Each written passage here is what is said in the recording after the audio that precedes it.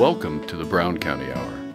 Coming to you from the legendary Hills of Brown, where the plum purple haze, the one nature herself drapes over the hills and hollers, inspires local characters, artists, and nature lovers.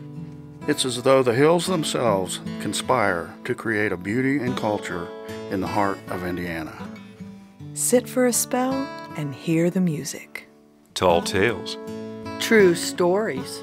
And current goings-on. Brought to you by folks who still know how to sit by a fire in winter And swim buck naked in summer.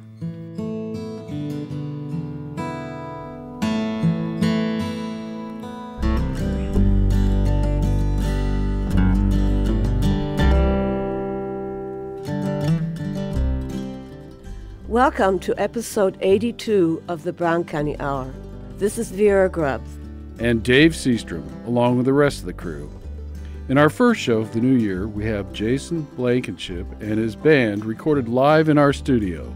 Jeff Tryon shares his reflections on the new year, and we have an interview with Dana Beth Evans, who is the new executive director for the Maple Leaf Performing Arts Center.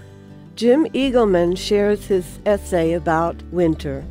Rick Fettig waxes poetically about another passing year, and Dave Seastrom remembers an old friend. We begin the show with a two-part interview with Jason Blankenship. After part one, we'll hear his tune, Crooked Cane. Part two of the interview is followed by his tune, Distance. Both of these songs were recorded live in our studio.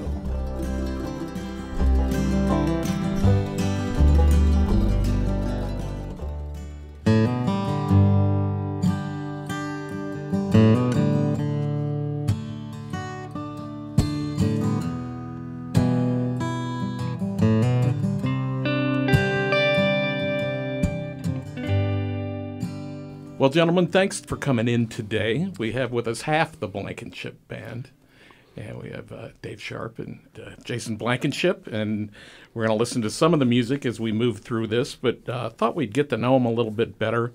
How did you two hook up? You're both longtime musicians. I think I read recently where David's been playing guitar for over 50 years.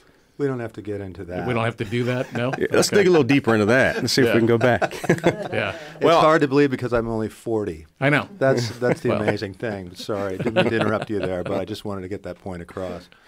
My first recollection of meeting Dave was at the Unitarian Church in Bloomington. We did a coffee social. He was running it. I met him there. We didn't play together at that time.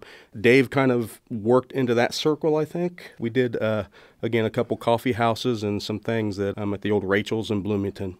And then Jen had a blues band that she was doing off and on, and my recollection is you were playing in that a little bit. Played in that some, because as I remember it, Jennifer asked me if I wanted to play at some event, and I assumed she wanted me to play a set like as a solo guy.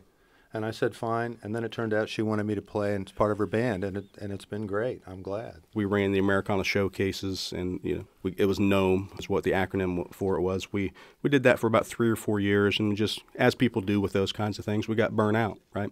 And so she kind of stepped out of things a little bit and focused more on family responsibilities. Sure. Not that I completely backed out, but she was nice enough at that time to be loving and supportive enough to say, hey, this is an opportunity for you to go out and kind of do your own thing. I always wanted to have a band, but I predominantly had played solo acoustic stuff, solo duo kinds of things. And so I decided to put together a project. I called it a Blankenship Band because my hope was that it would be, and it may still, but turn into a kind of a family thing. All my kids play, both my sons play, my daughter plays a little bit, wish she played more. But that hasn't really morphed into that. It's really what it's turned into is I consider myself a singer-songwriter, so play a lot of original material, and I've been able to shape my songs. It's kind of just a chance for me to play my material and also the songs that I really love. And with Dave, I got to know him, and then also Patrick Colley from up in Indianapolis, who I met through, again, the NOME showcases, and he played with a guy named Dan Bent, who does a lot of sound, does sound for John Hartford and some other things, so Dan's a real good guy. And then John Missick, who's a well-known blues drummer on the Bloomington blues scene. I've been lucky enough. I think it's since maybe 2013 that we've been playing together. I know it's over. I believe it's over 6 years. I think John. I think it was 2015 because my brother Robert was here. The first time I ever played with John, we played at Big Woods. Okay. It's the first gig that I think that the four of us, the current band, did. And we used a couple drummers before that. Yeah, I think. there were some different drummers in the band. So about 3 years, a little over It's like 3 years. Spinal This Tap. unit's been together. Yeah, like Spinal Tap. You know, it's kind of my project in that we do my songs and songs I like to do. But we are a band in the sense that I'm just amazed that, one, that these guys we played together for this long. You know, bands don't do that. And at this point, you know, I'm coming up on 50. I wouldn't play with people that I don't like. I wouldn't play with people where there's drama involved, right? You know, so we have a group of guys that I think we like what we're doing, and they put their heart and soul into my songs. And you know, we'll talk about the record, but I was just thrilled by the fact that, you know, I wrote all 8 songs on the record, but there's more than a portion of those other musicians in those songs. And I'm just lucky, you know, to have those guys be a part of it. Well, and how long did you guys have that as the end result in mind? You know, you went to Ohio, you knocked it out, but I know you had been talking about doing that for quite some time.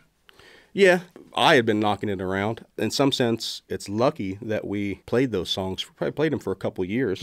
To where we... Right, so we had the songs down, because we did a little recording 3 or 4 or 5 years ago in Indianapolis somewhere. We went up there a couple times and recorded a couple songs. That's right, I forgot about that. It didn't really gel, but I think this band with John and Patrick, at least from my perspective, they're such a solid rhythm section. Those two bring the pocket, man. The pocket is big, and I can just groove and...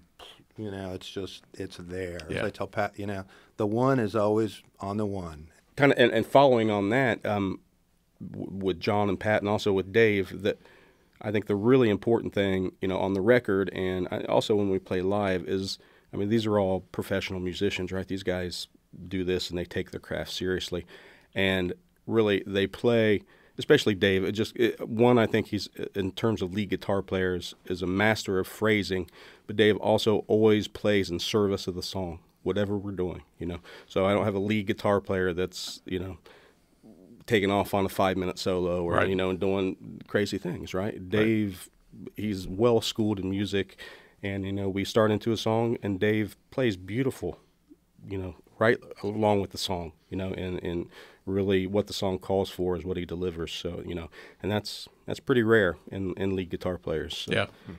But the song, Jason writes great songs. I love his songs. And within the band, you know, we've got this great rhythm section, and he gives me total freedom to make up parts, you know, to do what I feel like doing to the songs. And I just, you know, I love playing with this band. I make it a rule not to tell people what to play. I mean, I think that's crazy. If you've got guys playing with you, you know, you want them to have the freedom to create, right? I mean, that's what music's about. I mean, it's about joy, and it's about creating, and it's about laying something out there, especially when you're playing live that, you know, hopefully people are going to like. That doesn't mean it always goes perfectly, but that's what live music is. You know, and that's why, man, I love this community, because people come out and support local music. You know, they support live music. And it's it's kind of a hothouse for musicians. Yes, it is. There's a lot of talent around here, so you got to kind of bring your A game. And we've landed in a nice place, the Brown County Inn. That's kind of become our little musical home here in town. We appreciate that stage and having that place to play the music we play. The wild diversity of the potential audiences in that room. Right. Some nights it's just off the chain. This first song we're going to do is a little song called Crooked Cane. I think I would describe it as the type of song you write after you've been married for 20 years. It's one of those things where a little song about rough times in a relationship and two imperfect people propping each other up. It's called Crooked Cane.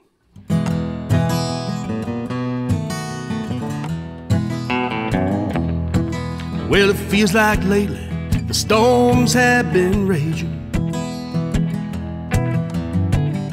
My fragile heart keeps misbehaving. Not even sure if this old love is worth saving, but I'll try. Yeah, God knows I'll try. Each day brings another misunderstanding. We'll hold hands for another crash landing. But there's too much here just abandoned, so we tried. Yeah, God knows we tried. Baby, you're my crooked cane. I lean on you whenever I come up lame. The sun is setting low, but really all the same.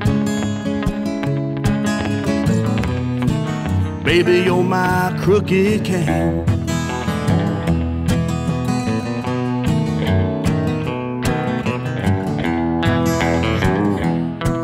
Well, I'm on 2 feet, but I'm really not quite steady.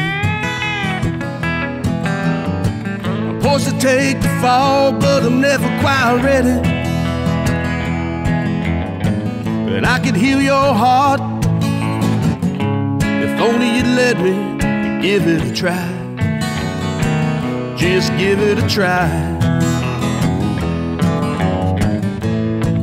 Baby, you're my crooked cane. I lean on you whenever I come up lame. The sun is setting low, but really all the same.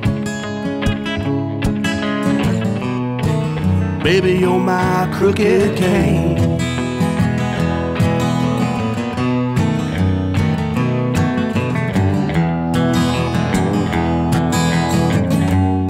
There ain't a woman who comes close to you. When push comes to shove, feels like I'm always chasing the ghost of you. And I never do catch up with your love.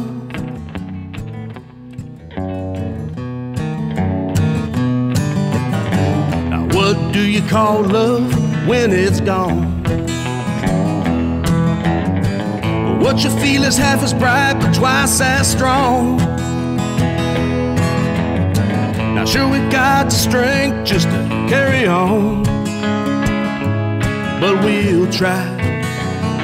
Yeah, God knows we'll try.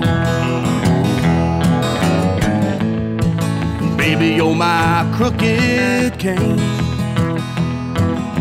I lean on you whenever I come up lame. The sun is setting low, but really all the same. Baby, you're my crooked cane. Baby, you're my crooked cane. Baby, you're my crooked cane.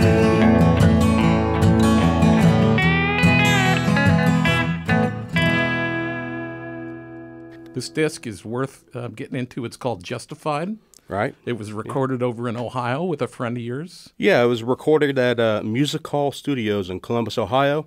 A friend of mine from high school who I had lost touch with for a couple decades, and then once again, when we were doing the Gnome showcases, we were doing some stuff over in Ohio, over in Columbus, and then down in southern Ohio, and his name is Keith Hanlon. He's a outstanding drummer in his own right, but he also works as the head engineer and producer at Music Hall in Columbus. It's a really neat old vintage studio. I mean, they got every old vintage microphone and had their own house B3, which we took full advantage of. And mic stands. I felt like I was on this set for the Lawrence Welk show or some filming at RCA's studio. I mean, it was old school. Oh, yeah, it was great. It was a great day. It was long, crazy, great day. Well, and how many hours? I would say we got there at 8 and we left at 10, right? So about 14 hours. As we mentioned earlier, we'd been playing the songs that are on the record. We've been playing them for a good solid 1.5 to 2 years. Yeah. So, and that served us well that day, because we went in and we knocked them out. We finished 9 songs. We ended up putting 8 on the record, and finishing 8 or 9 songs in a 12-hour period in the studio is a pretty good exhausting, accomplishment. isn't it? Well, you can do it, but I feel like at least that we came out with quality product. Yeah. You know, we didn't just go in there and wing it. We went in there and laid down the tracks, and it was really minimal overdubbing. Dave overdubbed some background vocals, and we overdubbed a couple of guitar leads, and then that was basically it. It came out, and you know, it was a gauntlet, but it was a fun gauntlet. We were just tired by the end of the night. I can only imagine. When's the next one? I'm not sure. Well, you know, I've got 6 songs that I've recorded at the Vaunted Studios for the Brown County Radio Hour. I could put out a. Now you're talking. I could put out a little acoustic talking. record, but I got to talk licensing and everything with the higher ups here. I'm not sure how that works. I know you're on Facebook. With Yeah, right now Band. it's the Blankenship Band on Facebook, kind of in the middle of upping our website presence. So I don't have a website address to give out right now, but yeah, definitely through Facebook. Just search the Blankenship Band, and we'll come right up. I think we're the only one out there right now. So, want to thank David Sharp and Jason Blankenship, 2 members of the 4 people that make up the Blankenship Band, for coming in today and playing some live music. We're going to add some cuts off the CD. But I know we enjoyed spending the time with you today. Thanks a lot for having us. It's been always a pleasure to be here at the Brown County Hour. Absolutely. Thank you so much. All right. This song is written by one of my favorite songwriters, J.C. Clements, who I just happen to be married to. It's not why I said she's one of my favorites. She's a wonderful songwriter. This is a song called Distance. She wrote this in Chicago, I think, I don't know, about 15 years ago or so. It's a kind of a statement on time, giving you some perspective and distance in relationships. Distance.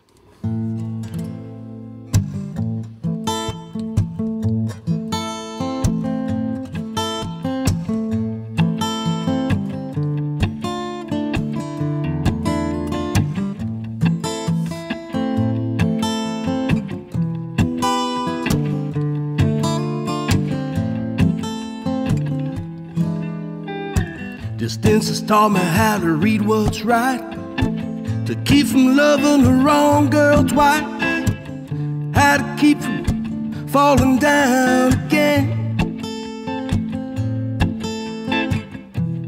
That's the lesson I've learned from my sin. Heartache has taught me how to stand my ground, to keep from letting pull me down, how to keep from falling down again. Yes, that's the lesson I've learned from my sin. I have met my conquer and faced my fears. I haven't felt this good in years. Don't ever wanna feel that way again. Yes, that's the lesson I learned from my sin.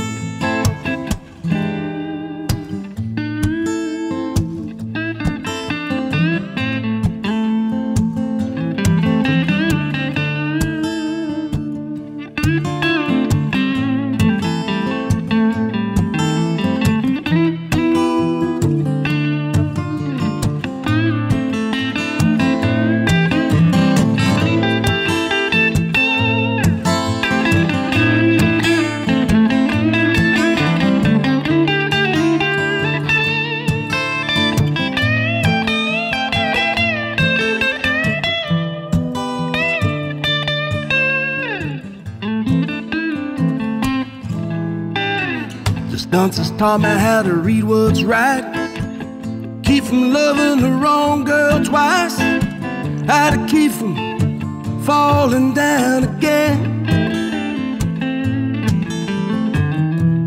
Yes, that's the lesson I've learned from my sin. I've learned a lesson, I feel the blessing.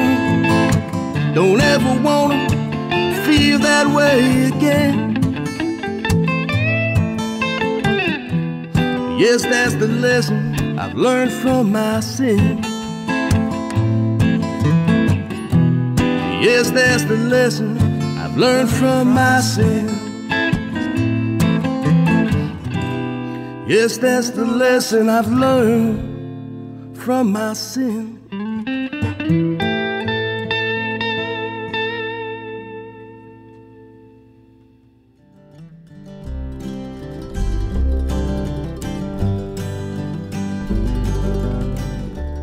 Now we pause for station identification. You are listening to the Brown County Hour on volunteer-powered community radio, WFHB, at 100.7 in Brown County, 91.3 and 98.1 in Bloomington, 106.3 in Ellettsville, and online at wfhb.org.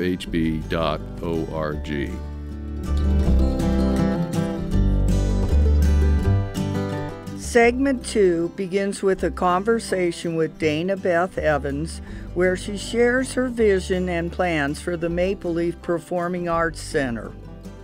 Jeff Tryon has a few words to say about the new year.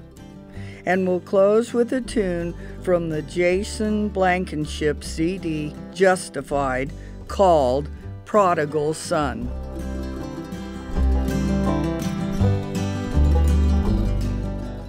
It's my pleasure to introduce Dana Beth Evans, and she is our new Executive Director of the Maple Leaf Performing Arts Center. Welcome to the studio. Thank you. Looking forward to tonight. You know, I was reading the newspaper article about you, and you've got a really interesting background that sounds like it's perfectly tailored to run our new Maple Leaf Performing Arts Center. So would you like to share some of that background with us? Sure. I have a 20 years experience of working with nonprofits. I've opened 2 theaters that were historic theaters once they had gone through a restoration process. And I have also run a theater in Pennsylvania, which is where I came from, of 2,200 seats. I've also run a Main Street program and a history center. Which was the Monroe County History Center. Correct. Right. Well, you probably have a little familiarity with WFHB then. Yes.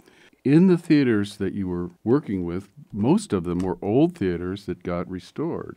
Correct. And this is one of the things that you mentioned in the article is that it's really exciting for you to start one from scratch. It's been a lot of fun the last 3 weeks that I've been here, and it's interesting to start a theater from the ground up.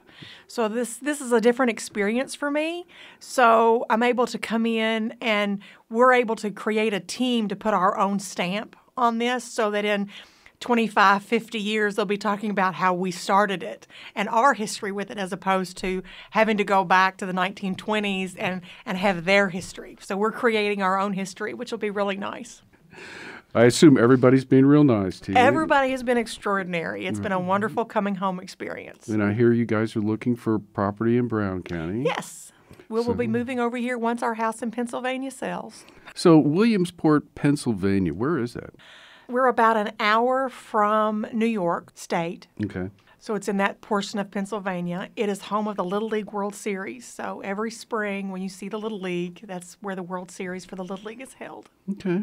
Well, I read that you were looking forward to getting back to the Midwest, and specifically Bloomington, and then this job came up. Right. We were wanting to come. We moved up there thinking it was a great opportunity, and it was. It just was a long way from family and friends and grandkids, that was hard.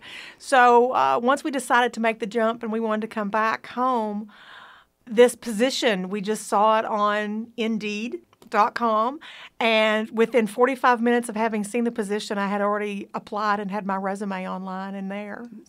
Well, and you fought through a process that involved 78 different applicants for the same position, and here you are. I was very excited to learn that I had gotten the position. We were very excited to know that we were coming back and to know that I had the qualities and what they wanted here was very nice. Well, there's a whole lot of good people that have been working hard to make this Maple Leaf thing happen. And I know there's some controversy in regards to the process itself, but that I think most people in the county are excited for what's coming next with this. And we all miss the Little Nashville Opry. And this is a much grander adventure than that was. But even so, all kinds of legends went through there, and I'm sure there'll be all kinds of legends that come through the Maple Leaf. Live Nation is in charge of the booking.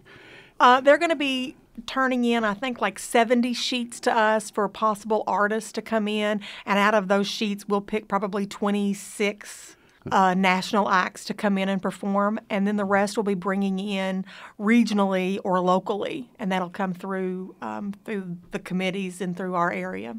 One of my questions was, 26 shows a year, that leaves a lot of weekends open. Right. And you are essentially in charge of hiring whoever fills those additional spots. In your agreement with Live Nation, are there any restrictions on who you hire? No. No. Okay. Like I said, they'll be bringing in national acts. Okay. We'll be bringing in regional and local acts. We plan on having between 75 and 90 performances a year or a season. And then we will also have the facility open for rentals. If somebody's coming through the area and they want to come in and do a performance, they might rent our stage as opposed to us booking them for it. Yeah. That actually happened a lot at Little Nashville Opry, too. Right. Plus, we're looking at having the facility open for educational performances, conferences, or things during the week that people can come in. We'll have a completely state-of-the-art venue so that we'll be able to do all types of – it won't always be a performance that'll be going on. There might be a conference coming in, or maybe a large company wants to have a retreat or something at the facility. We'll be able to rent out and do things like that as well. That'll bring commerce and people into the area. Wow, that sounds really great. In the shows that you will book, would there be any opportunities for some of our local musicians to open for those people? Or? Oh, yes, most definitely. Excellent. Most definitely. Because I know there was some concern about that, and, you know, this is a hotbed of talent right now. Right. I mean, we have probably the hottest music scene we've ever had, and there's so much good music being made. It's wonderful that they will be included in this. The Maple Leaf wants to make sure that we're not the venue. We are one of the venues in the area. Sure. And we want to make sure that we're working with other venues and other artists. For example, if we're bringing in a bluegrass national performer, maybe artists who are regional or local will be playing to kind of fill up, and people can make a weekend or a 3-day trip out of it to come in and do local things as well as seeing that big act. Well, that's right. I mean, we have the Playhouse, which is also dear to everyone's hearts here, and they're a much smaller venue. So, and that was something that was mentioned in the Democrat article, that, you know, the acts that can't fill a 2,000-seat venue but can fill a 400-seat venue would probably end up there. Correct. We want to be able to work together, and I haven't sat down with the Playhouse yet because, like I said, I've only been here 3 weeks, but that's on the radar and on the agenda for me to sit down with them so that we can make sure that we're cross-promoting each other and that we're helping each other out, because if one of us are successful, then we're all going to be successful.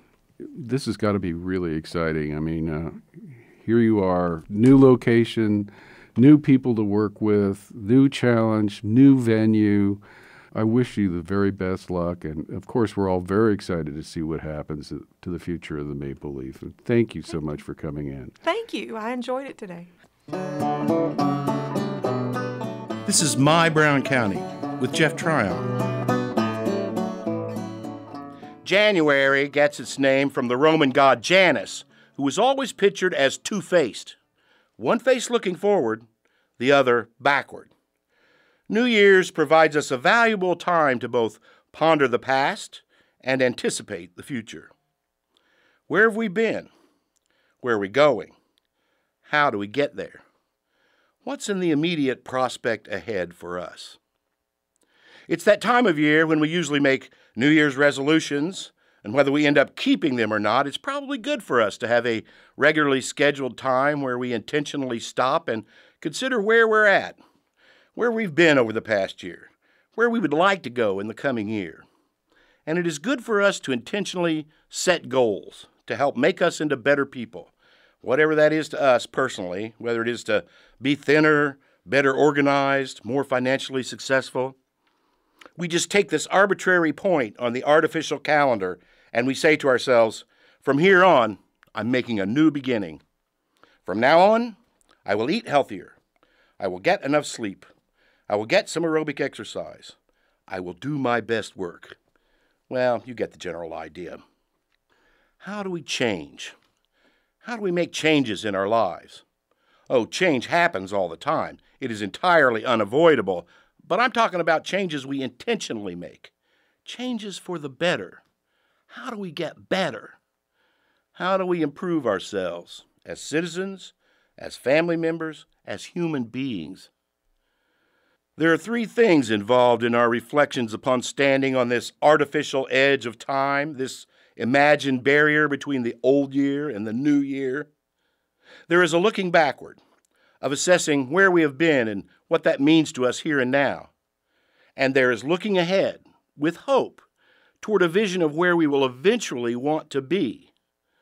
And then there's a kind of immediate planning, goal setting. And this is where lists of resolutions come in. Resolutions are the concrete, immediate planning for doing the work to get us to where we want to be. Part of it is visionary. This is what we should be. Part of it is practical. Here are the small, doable steps by which we shall eventually be able to get to our goal. These things are self-actuated, inner-directed. We first put on the new self mentally, then physically. We start with an intention. We set a goal. We create some kind of program to help us move toward the goal. And we regularly measure our progress toward that goal. And the key to it all is your attitude.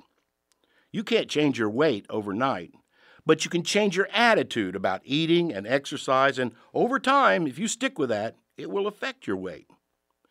To change ourselves, to change our minds, to change our lives, we have to change our attitudes. And similarly, if we change our attitudes, we will eventually see change in our lives.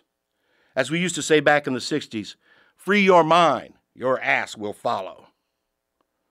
A positive attitude will help us to see clearly, to keep moving forward, to accomplish our goals. There are a certain number of circumstances in your life, in anyone's life probably, that are more or less unchangeable. And there are things we can change, although some may be harder than others to change. Change is hard. Going through change is hard.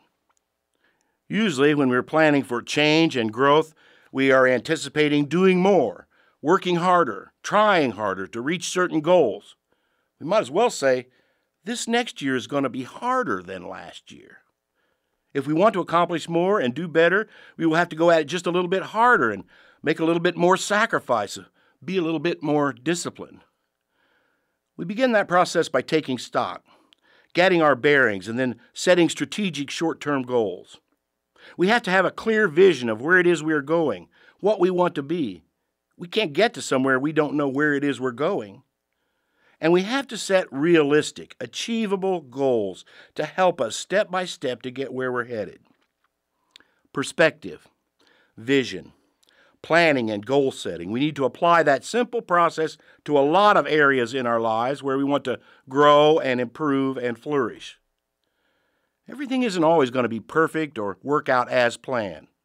We aren't always going to attain our goals. If we always do, we may be setting our sights a little too low.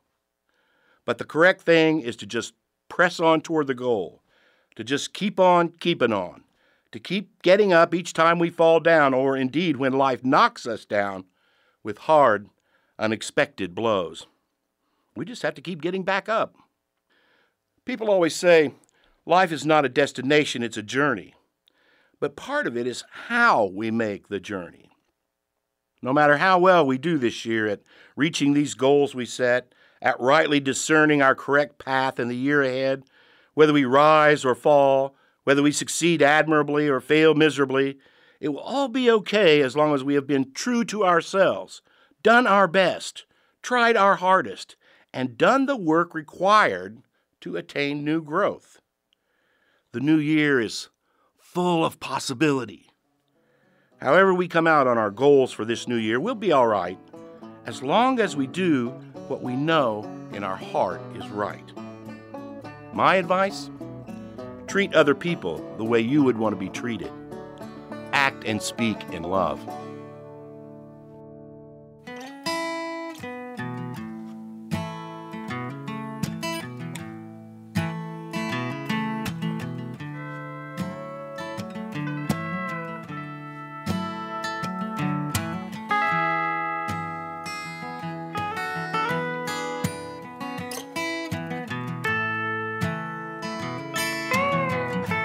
Lately I've been thinking about going home, but I'm not sure what I'd say.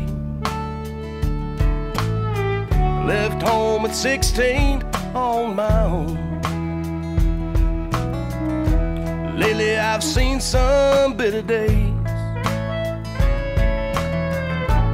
Met me a girl in San Antonio. I lost a few jobs along the way. I worked hard for everything I own, just to go away and piss it all away. It don't matter what you think about, it don't matter how you feel. You gotta make up your mind, you're gonna live without it. Tell yourself it isn't real.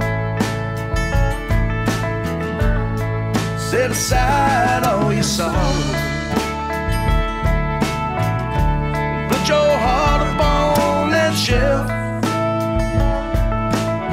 It's gonna come a day when you understand. Ain't nobody to blame but yourself. My brother lives up in his ivory tower, lets other people park his cars. My sister's got a few kids of her own. Hell, I don't even know who they are. I used to dream about that high life, running wild and living free.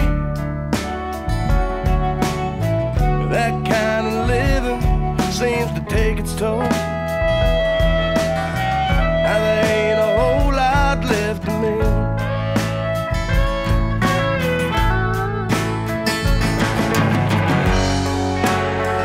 See the moon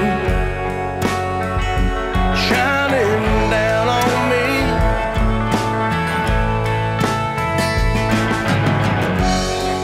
Let the sun come, burn away all my tears.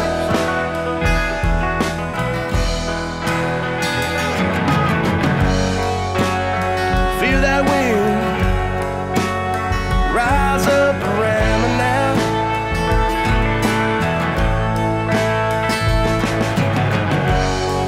Let it blow away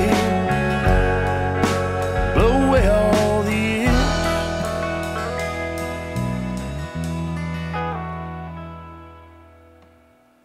I've been accused of living daydreams, chasing time around the sun. I was told that Jesus would save me when that blessed judgment comes. But I think I'll just go forward, go on back to where I'm from, look for something real to believe in. For this old prodigal son, it don't matter what you think about, it don't matter how you feel. Gotta make up your mind, you're gonna live without. Tell yourself it isn't real. Set aside all your sorrows, put your heart upon that shelf. It's gonna come a day when you understand. Ain't nobody to blame but yourself.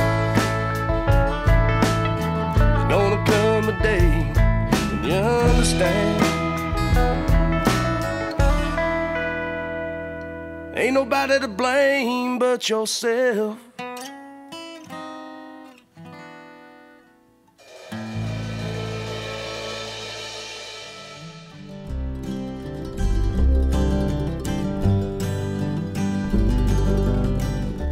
Now we pause for station identification.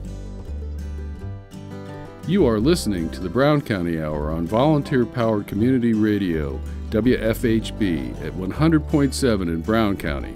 91.3 and 98.1 in Bloomington, 106.3 in Ellettsville, and online at wfhb.org.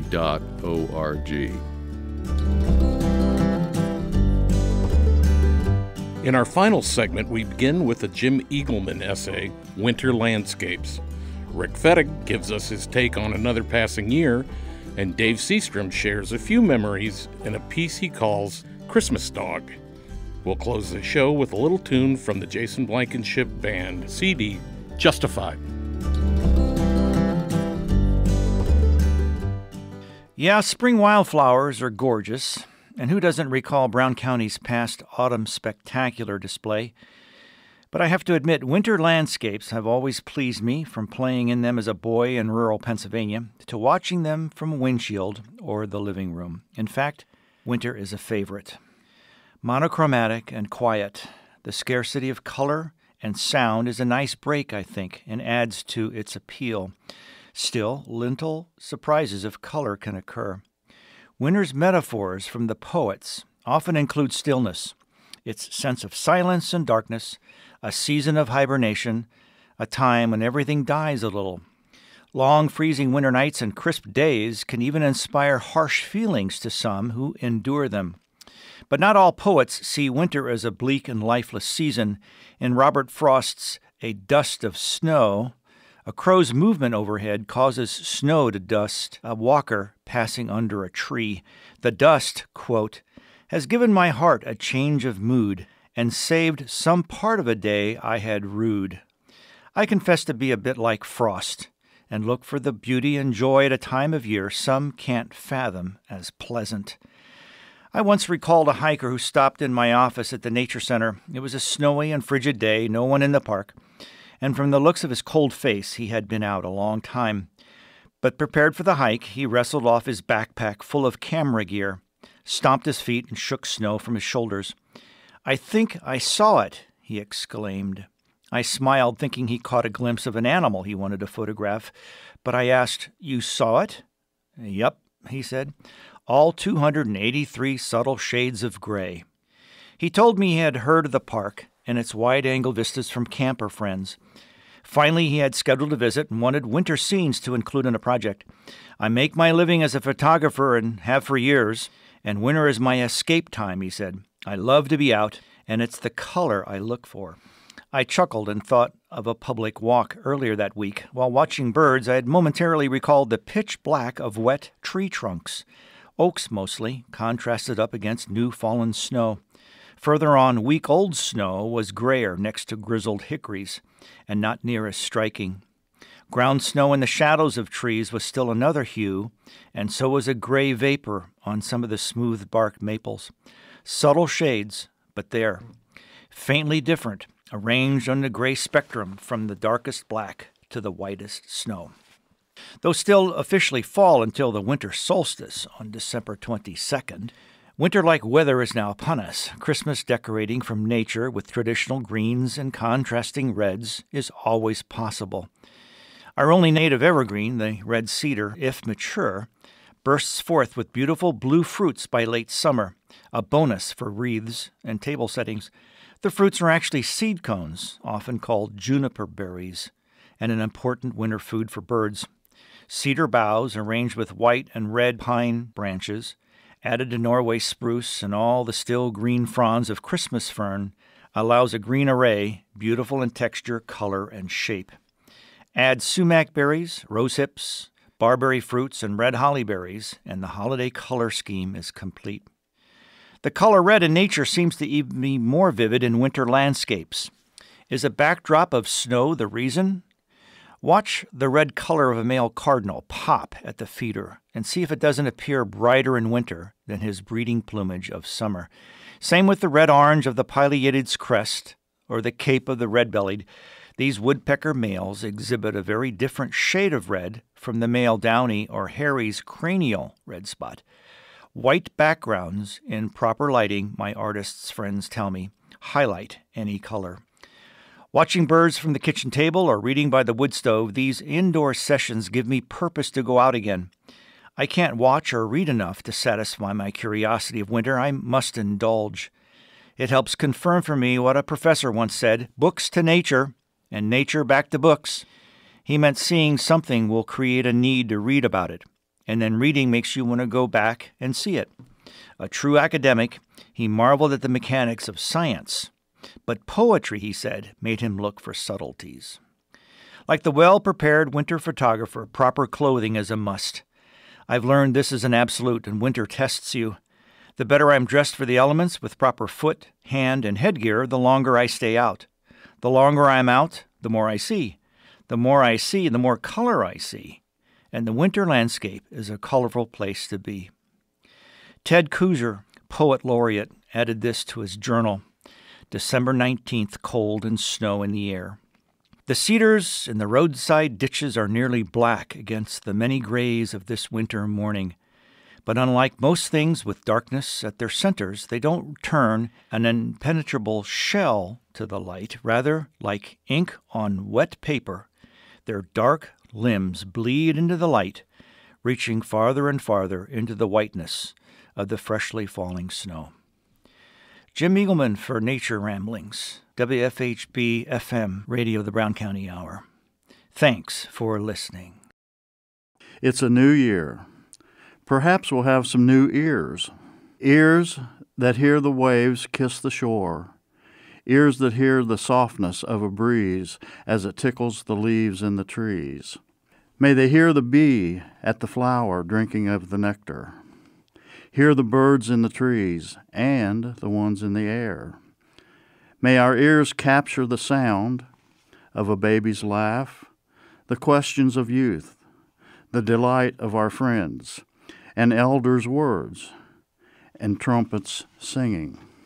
Ears that note a baby's cry, our children's fears, our neighbor's quest, the elders' needs, and songs of woe. Ears attuned to the growl of an empty stomach, the homeless asking for help, the veterans needing care, the fearful seeking help, the song of the weary. Perhaps we'll hear our earth as it cries, for fresh air, for clean water, for healthy soil and forests renewed, and the song of, this land is your land, this land is my land. And may we hear that still small voice as it prompts us to give, as it encourages us to care, reminds us to be strong, enlightens us with understanding, and teaches us how to love. Let us hear the songs of peace, justice, and freedom, of righteousness, the right useness of our lives, the songs of our brothers and our sisters on earth, and the songs of the earth. As the new year dawns, may our ears be cleansed and renewed, so as to hear the freshness and subtleness of life's sweet song. This is a different take on the standard Christmas story, and this one's about my old friend Spotty. He was descended from our beloved black lab Bugs, who came to us as a Christmas present in 1987. His mother was Rosebug, Bugs's daughter, and his father was an opportunistic coon hound named Sooner. He was born on the ranch in September of 2002 and passed away December 23, 2013. Spotty grew up with his sister Goldie and his mother Rosebug, and his grandmother Casey, who was an American bulldog.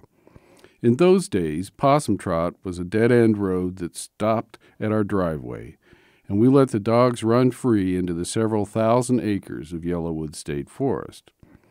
On a bitter cold day in February of 2003, when Spotty was 5 months old, my partner Steve and I were building a house over by Oliver Winery. Becky called on Steve's cell phone because I didn't have one. She was worried because all of the dogs were back except Spotty, and she urged me to come home early to help her look for him. When I arrived home, my son Ben was already there, and the three of us set out into the snow following dog tracks. The problem was, with 4 dogs, there were a lot of tracks, and it was getting dark. We decided to split off and look for Spotty on our own so we could cover more ground. I started following some tracks that led to a deep ravine, and when I called out his name, Spotty's head poked up from a brush pile down at the bottom. I called to the others and slid down the steep embankment until I was holding him in my arms. He was badly injured and nearly frozen to death, and there was no way he could walk. By the time Becky and Ben joined me, I had Spotty under my coat, holding him next to my body, trying to warm him up. At the time, Spotty weighed about 80 pounds, and the ravine was too steep to simply hike out. Ben slid down to join me, and we took turns climbing up a few feet, grabbing a root or a sapling, extending a hand to pull up whichever one of us was holding the dog. The snow-covered hill was slick and treacherous, and the effort was slow-going and exhausting. As I recall, it took almost a half hour to ascend to the top, and both Ben and I were covered in sweat and breathing hard when we got there. Becky fetched the truck, and we drove him to the house and placed him in front of the wood stove. His ears were frozen stiff, and his hindquarters were covered in multiple bite wounds. Ben nuked a couple of towels, and we used those to thaw out his ears while Becky cleaned his wounds. At first, we weren't sure what happened, but it became obvious that his grandmother, Casey, attacked him. My guess is that he challenged her alpha status, and she took the young whippersnapper down. It got way below zero that night, and there's no doubt that he would have frozen to death if we hadn't found him. Spotty was sore and stiff for a few days, and we only let him out to do his business until he got better. He made a full recovery and eventually weighed 120 pounds. Spotty enjoyed a long and happy life with his sister Goldie and his friends Boomer and Wilson. In November of 2013, I took him to the vet to have a growth removed from his eyelid because it was driving him crazy. They did a preliminary blood test and discovered that his white blood cell count was off the charts, and we made an emergency run to an animal hospital in Indy.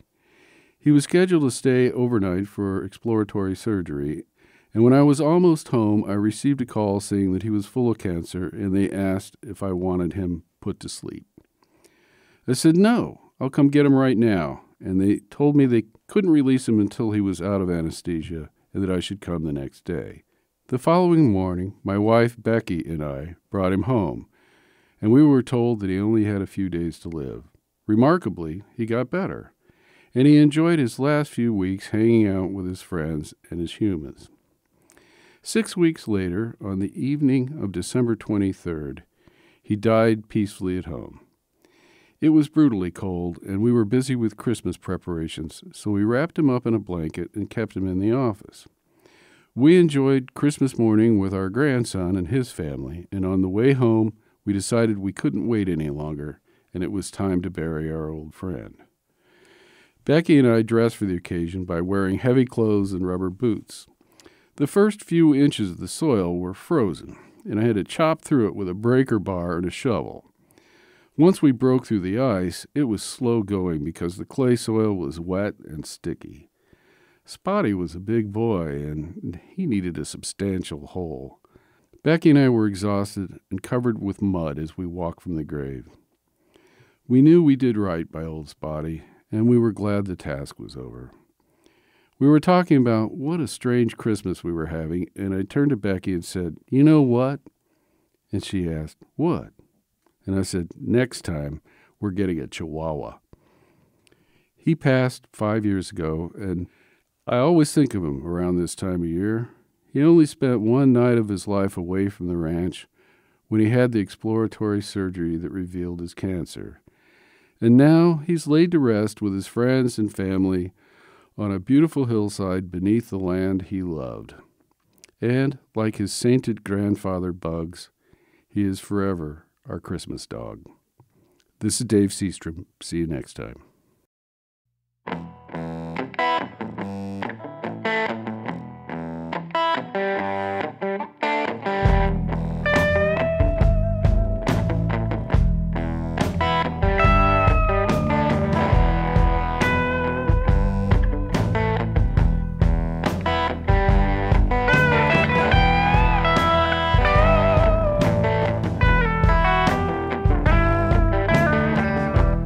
Don't you go and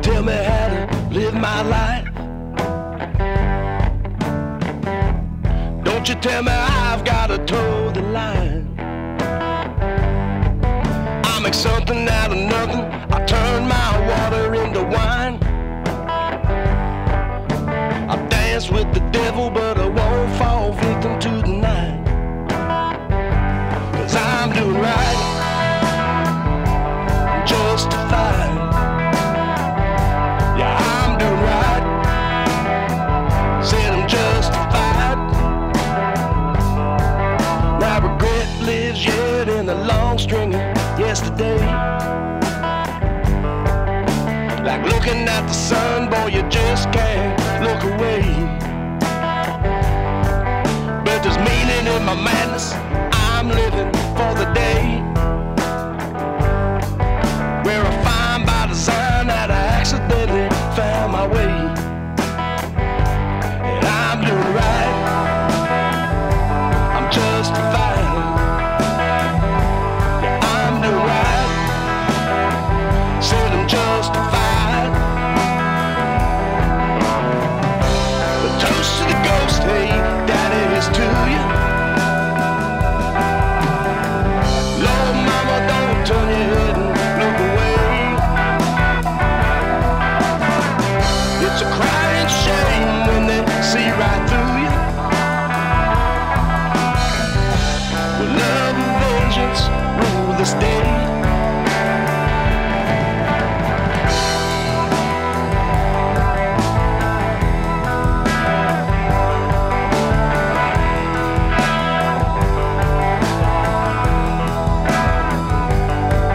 Now the meek shall inherit.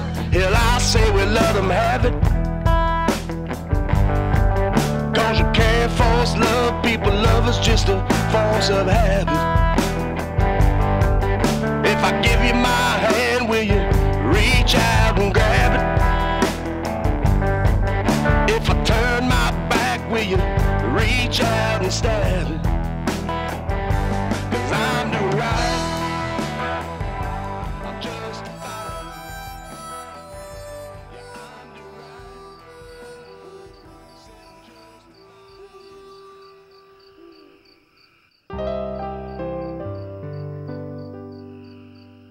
Thanks for tuning in to episode 82 of the Brown County Hour, recorded in our studio at the History Center here in downtown Nashville, and brought to you the first Sunday of every month at 9 a.m. and the following Wednesday at 6 p.m.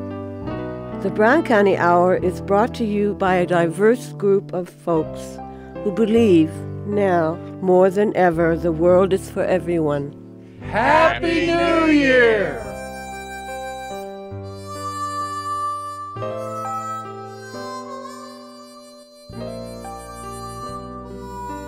This show was produced by Chuck Wills, Pam Rader, Rick Fettig, Vera Grubbs, Jim Lemon. and Dave Seastrom. We would also like to thank Slats Klug for our theme music.